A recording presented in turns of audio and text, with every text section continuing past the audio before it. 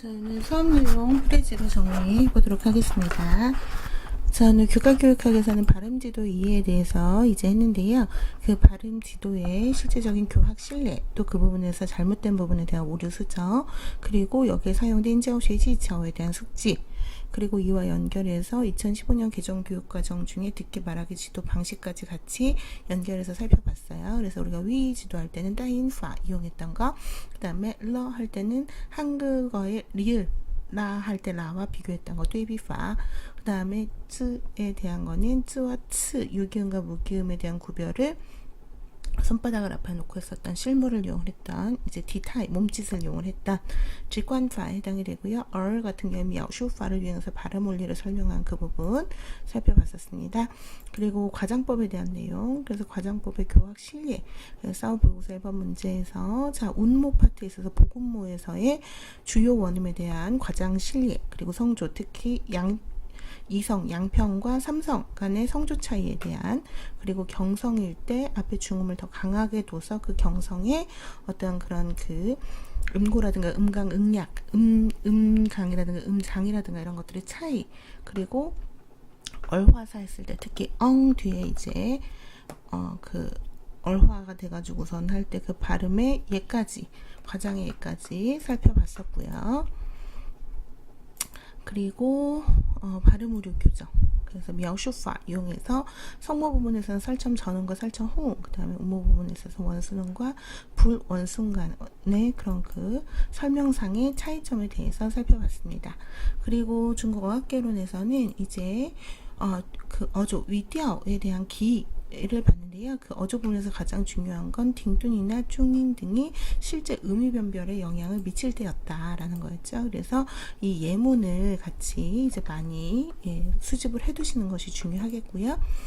그 다음에 쥐디아오에 대한 이해에서 우리가 쥐디아오를 쥐시랑 같이, 쥐레이랑 같이 연결해서 전슈쥐, 지슈쥐, 그리고 이원지, 간탄쥐일 때 각각의 뼈된符号, 쥐디아오 어떻고 어떤 위치 나타내는지에 대해서 살펴봤고요. 자, 그 다음에 위인더标准化라고 해서 보통화와 베이징화를 나누는 기준. 그래서 보통화는 베이징화를 그 어떤 표준의 음성으로 하지만 어떤 칭샹츠라든가 얼화츠라든가 이거를 어느 기준까지 보통화에 넣고 어디까지를 베이징화로 남길 것인지에 대한 기준을 정하는 것이 음성의 표준화였고요. 그 다음에 이도츠, 또인츠에 대한 구분에 있어서 제일 중요한 건 이 발음에 따라 의미가 차이가 생기느냐 아니냐, 차이가 생기면 또인츠, 그리고 차이가 없으면 이도츠였다. 중국어 문법 부분에서 문장 성분에 대한 이해, 그래서 우리가 동일한 어구가 문장 내에서 주어, 목적어, 부사어, 보어로 쓰였을 때 각각 어떤 의미상의 차이가 있는지에 대해서 먼저 살펴봤었죠. 그래서 주어, 목적어, 쭈앙위, 그다음에 보위 각각 어떤 기능을 하는지, 그리고 목적어와 주어의 어떤 어휘 유형에 따라서 어떤 그런 그 내용을 가지고 있는지 이 부분 살펴봤고요. 그래서 변환식하고 예문을 좀 이것도 많이 수집을 해두시는 게 좋겠고요.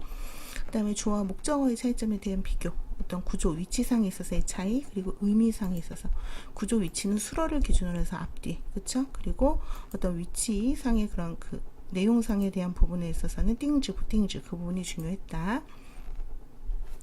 그리고 고문운동 부분에 대한 그런 그 이해를 오늘 살펴봤었는데요. 그래서 당대 때 고문운동은 한유와 유종원의 고문운동상에 있어서의 차이점, 그리고 당대 때 고문운동과 성대 때 고문운동의 차이점이 중요했다. 한유, 유종원은 어떤 학습 대상과 방식, 도와 문의 관계에 있어서 유종원이 좀 더 유연한 입장을 견지했다. 당송대는 어떤 그런 그 고문운동을 주창하는 세력의 정치적 역량의 차이로 그것이 판가름이 났다. 그다음에 화관사에 대한 이해, 그래서 화관사 명칭부터 해서 이제 유파의 품격에 대해서 이해를 하셔야 되겠고요. 대표 사인별 품격, 그래서 우리가 온정균 위장, 풍연사, 이육 등에 대해서 이제 살펴봤었고요.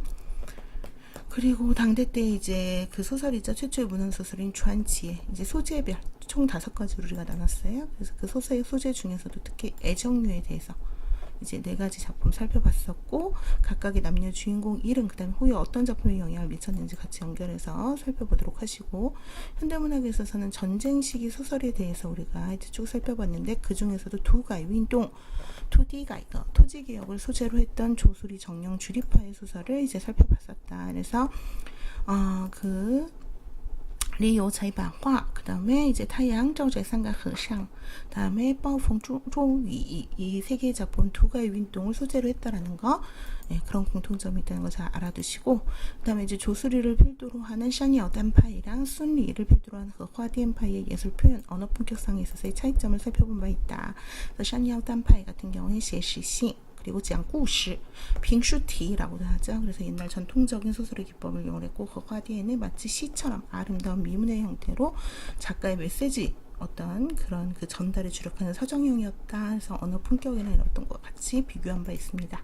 자, 오늘 내용은 여기까지 정리하도록 하겠습니다.